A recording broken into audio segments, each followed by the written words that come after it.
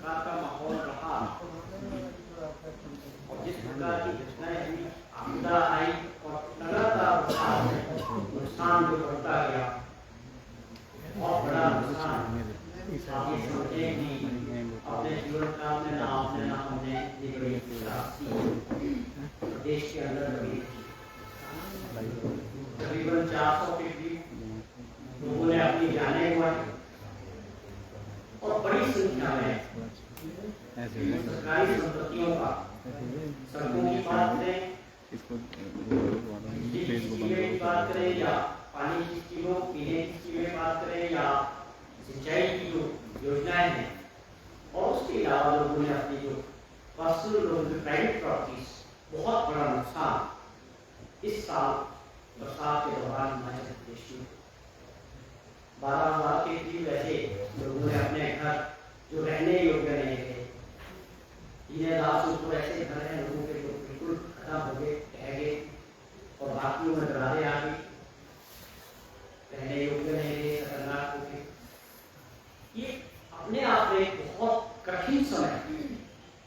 हिमाचल प्रदेश के लोगों के लिए और सरकार के लिए, लेकिन इन सब के बीच जिस प्रकार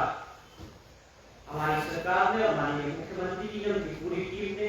अधिकारियों ने, सबने एकजुटता के साथ लोग, प्रदेश के लोगों ने भी सहयोग किया। इस आपदा के दौरान जो सहायता लोगों को मिलनी चाहिए, जिन क्षेत्रों में प्रदेश के तकरीबन 8 जिलों में उसको ऐसी परिस्थितियां थी कि लगातार नुकसान हुआ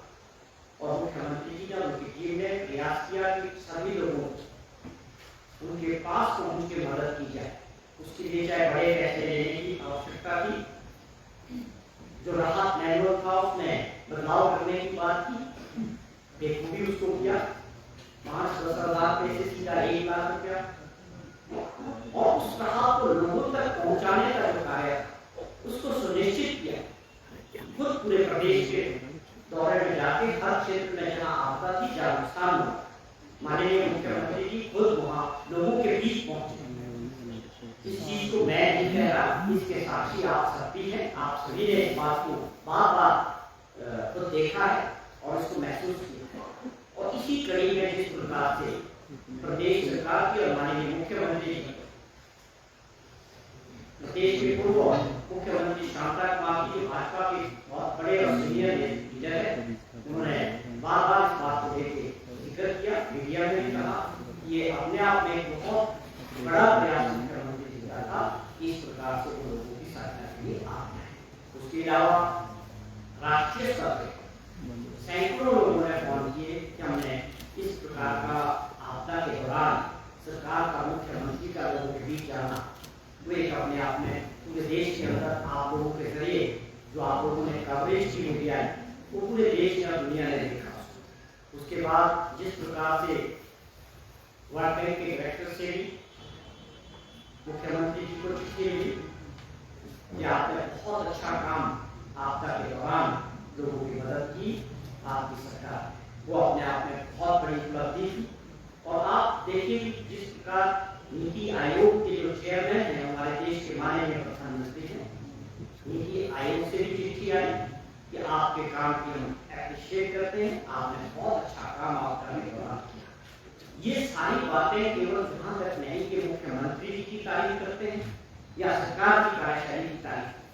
इससे हमारा आपका सभी हिमाचल वासियों का जो है सर ऊंचा होता है। हिमाचल एक छोटा राज्य है, पहाड़ी राज्य है,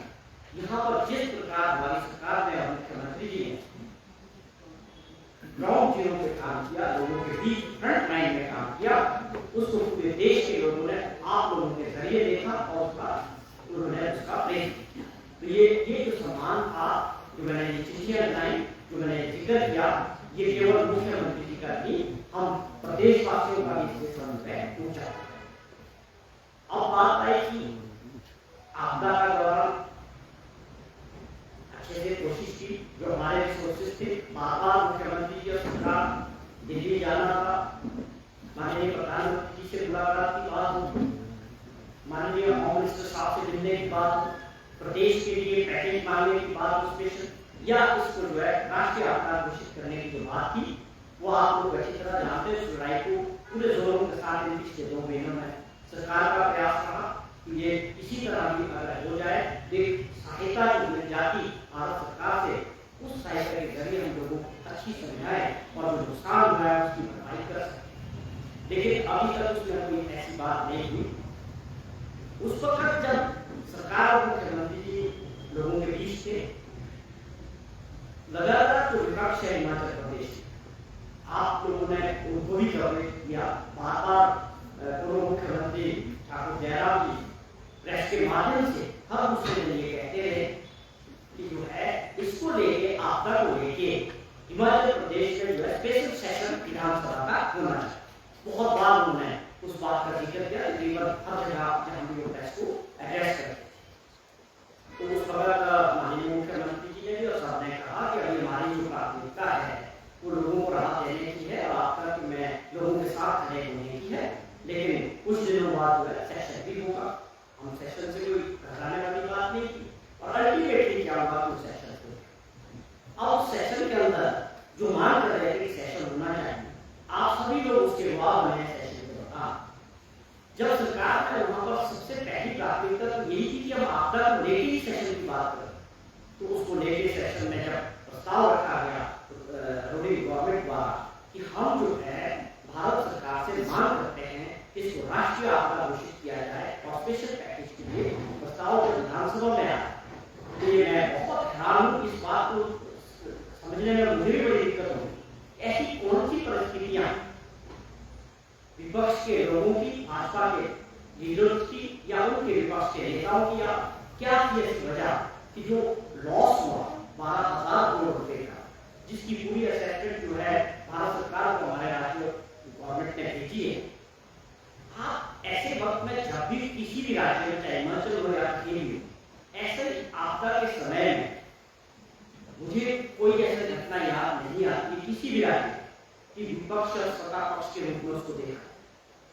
मोस्टली ये देखा गया कि लोग इकट्ठे होकर ऐसे प्रस्ताव को ध्वनिमत से पास करके मांग करते भारत सरकार के कि बिल्कुल नुकसान हुआ है और मैं इस प्रस्ताव का हम भी समर्थन करने में, ये जो पैसा है, ये जो मांग है हिमाचल प्रदेश के लोगों के लिए। लेकिन दुर्भाग्यपूर्ण आप देखिए कि वो अपना स्टैंड क्लियर नहीं करता, उसका समर्थन नहीं करता। ये अपने आप में बहुत गंभीर विषय है कि वो ऐसा क्यों हुआ। अगर हुआ तो आप लोगों को भी उनसे पूछना चाहिए था कि आपकी क्या वजह है,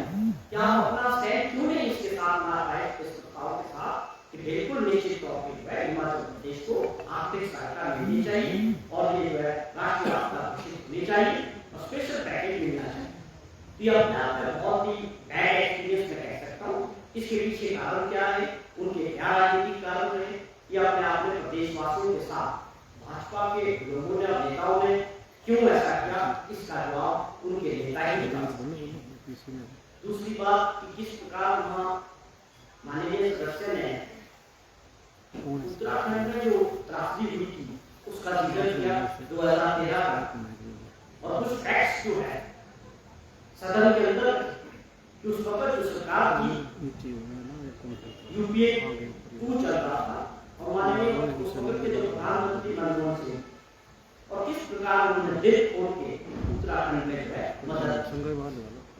वो पूरा उसका जिक्र हुआ विधानसभा के अंदर हिमाचल के जो सेशन था भी, और उसमें पूरे फैक्ट्स रखे हुए कि कैसे कैसे इमीडिएटली पहली राहत के तौर पे 1,000 करोड़ रुपया रिलीज किया गया कि आप जाएं और राहत कार्यों को आगे बढ़े। लेकिन अब वो होने के बावजूद, सारे फैक्ट्स आने के बावजूद, ये हमारे लिए, अपने आपके लिए भी, सभी प्रदेशवासियों के लिए एक चिंता का विषय है कि एक उम्मीद सबको थी कि प्रधानमंत्री जी का हिमाचल प्रदेश से नाता तो रहा है और वो उसका बात का जिक्र भी कई बार करते हैं, और जब देश के प्रधानमंत्री किसी बात को कहते हैं तो लोग उसको जरूर एक्सेप्ट करते हैं इस बात में वास्तविकता को। इस बात का जिक्र किया कि मेरा प्रदेश के लोगों के साथ हिमाचल प्रदेश से बहुत पुराना नाता है, लगाव है और मैं पसंद करता हूँ। उस नाते की हमारी उम्मीद बहुत बड़ी थी कि अगर हमारा सबसे बुरा वक्त चलता है, सबसे बुरा दौर से हिमाचल प्रदेश गुजर रहा है, उनके लोगों को सबसे बड़ी मदद की जरूरत है, और देश के माननीय प्रधानमंत्री कुछ ना करें, ये अपने आप में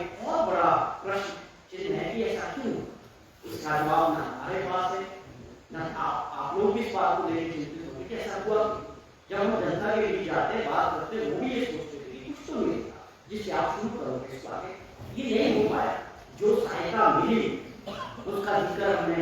मैंने और सभी नेताओं ने बहुत बात किया कि किस प्रकार से वो जो 180 करोड़ या 180 करोड़ या 189 करोड़ सारा जिक्र इसका हमने बताया।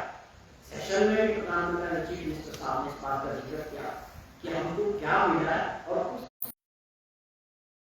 भाजपा के नेताओं को भी बता चुके। आप क्यों नहीं बताते? आपसे पूछा, मुख्यमंत्री जी ने पूछा कि विपक्ष के नेता से भी और उनसे भी, आपको कौन रोक रहा है? आप स्टेटमेंट देते कि सहायता आई है, सहायता आई, आप उसका पूरा डिटेल बता दो जिससे हिमाचल प्रदेश के लोगों को भी आया। हम क्या छुपा है? 200 नेशनल हाईवेज के लिए बोला, वो आप सभी जानते हैं, हम भी जानते हैं। नेशनल हाईवेज की बनाना, मेंटेनेंस या आपके टोल टैक्स, ये सारा national highway authority of India सरकार देती, और उसमें नुकसान हुआ है उसके इसमें गडकरी साहब ने आपको दोहरा किया, उसको समझा से ट्रैक पे विपक्ष की था। उसके कारण थे उनकी स्ट्रैटेजी, उनकी अपनी जो सोच थी वो साफ नहीं थी। हम कहाँ हैं? जो प्रदेश के इस वक्त के मुद्दे हैं उसको लेके वो अपने आप को ठीक जगह में नहीं खड़ा है। तो ये कारण थे। लेकिन आप जबरदस्ती विपक्ष की भूमिका निभाना चाहते हैं।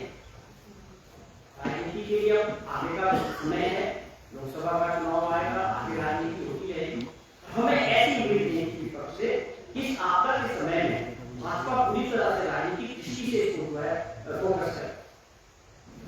आप बार-बार बोल रहे हैं सेक्शन का, हमें लगा कि इसमें मदद मिलेगी, विपक्ष का कुछ नहीं।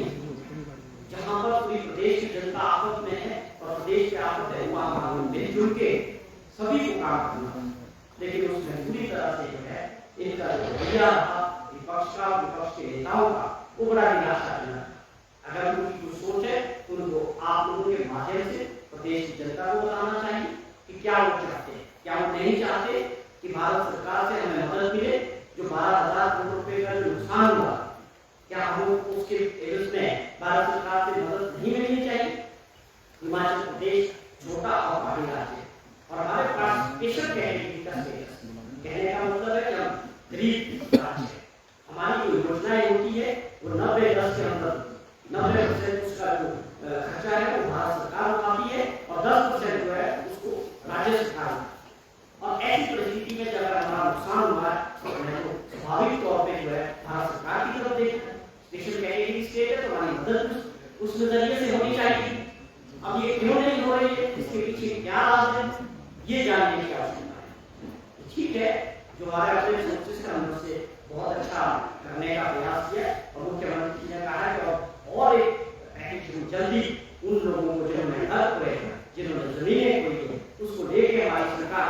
वचनबद्ध है। बहुत जल्दी लोगों को कहाँ जमीन मिलेगी। कई लोगों ने अपनी इस तरह के उनके उन जमीनों का उधार द्वारा नहीं बन सकते,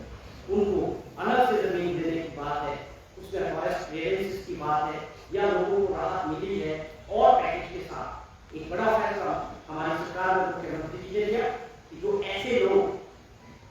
जो बेघर हो चुके थे, जिनके घर चले गए, कि हम इनको जो है पहली बार देश के इतिहास में हमने कभी नहीं सुना कि ऐसे लोगों के लिए 5,000 से लेकर 10,000 रुपया किराए के तौर पे आप अपना कमरा लीजिए, 2 बेडरूम का, 2 कमरे का, 1 कमरे का, उसका किराया हमारी सरकार दे। ये अपने आप में बहुत बड़ा फैसला हमारी सरकार का, हमारे मुख्यमंत्री का। कि आप ठीक है, आपका नुकसान हुआ, सरकार आपके साथ खड़ी है और आप कमरा ले और उसका किराया जो है हमारी सरकार। ऐसे बड़े बड़े फैसले जो है हमारी सरकार ने, इसी वजह से लोग तारीफ कर रहे हैं। तो मैं ये जानना चाहता था कि विपक्ष इस वक्त या तो अपनी राजनीतिक मजबूरियों की वजह से बिखरा हुआ है, जो अपना स्टैंड क्लियर नहीं कर पाए, वो भी ऐसे वक्त में जब ऐसी घटना द्वारा ना हो रही, जो हम सभी आप लोग मानते हैं कि हमारे जीवन में कभी इतनी बड़ी समस्या देश के अंदर, प्रदेश के अंदर नहीं आई, तो मुझे बड़ा दुख है कि ऐसे समय में जो है विपक्ष जो है लोगों के साथ नजर नहीं। अनुराग ठाकुर कह रहे हैं कि केंद्र से पूरी मदद मिली है, एनडीआरएफ की टीमें भेजी गई थी, हेलीकॉप्टर भेजे गए थे और पैसा भी काफी दिया गया है, लेकिन हिमाचल सरकार खुद क्या कर रही है, इस तरह का वो प्रश्न पूछ रहे हैं। सवाल ये है, हमको बार-बार हमारे सभी नेता सरकार के मंत्री यही तो हम पूछ रहे हैं, हम क्या पूछ रहे हैं, बड़ी सरल भाषा में पूछ रहे हैं कि आप बताते क्यों नहीं, उसमें कितना टाइम लगेगा पूरा बताएं, सिर्फ 2 से 3 मिनट है।